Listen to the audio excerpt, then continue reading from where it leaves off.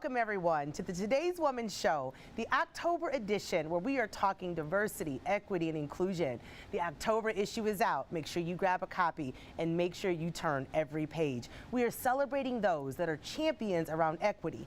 And speaking of champions, we have JP Davis Partners, who is championed with raising over $2 billion for nonprofit organizations around this city and around the country as CEO of JP Davis Partners.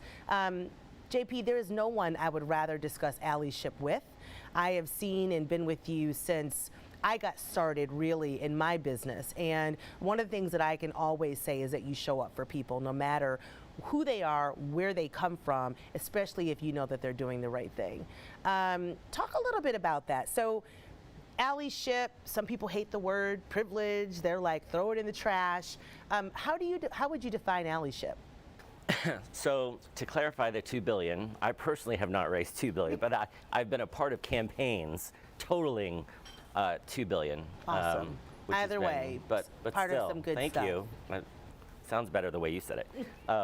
But allyship, okay, so, you know, I do hate that word, to be honest with you. I actually hate all labels, to be honest with you, because I feel like as a society sometimes we're forced to label each other, but it's, in my world, in the way I think, it's like I just see people as they are.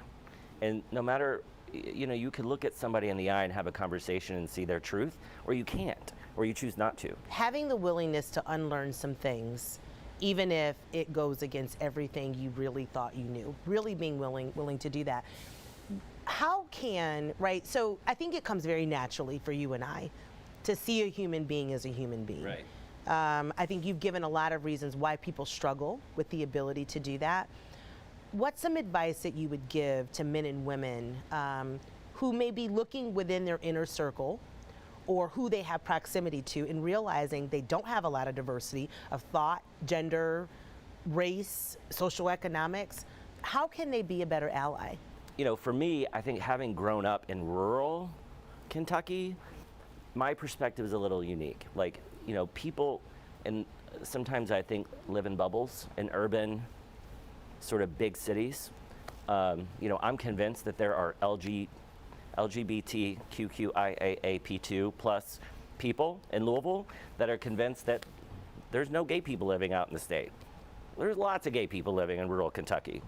You know, I think there are people of color in Louisville that don't even know about the Black Appalachian Society. Some of the oldest black communities in America are scattered throughout the mountains of Appalachia in eastern Kentucky.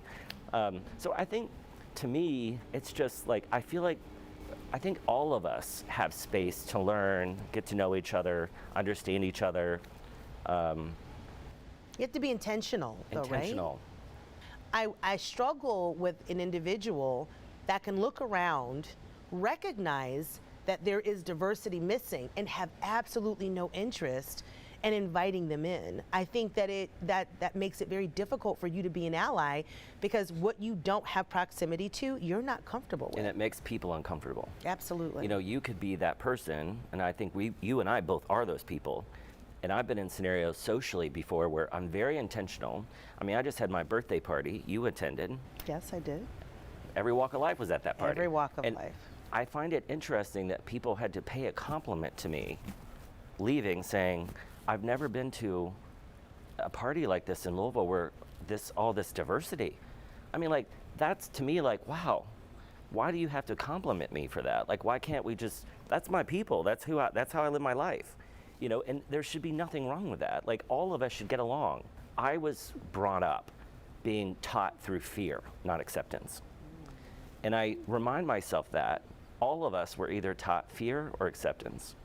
And that's how we behave in our everyday life. So when people come across a certain way to me, I assume that they're living their life through fear, not acceptance.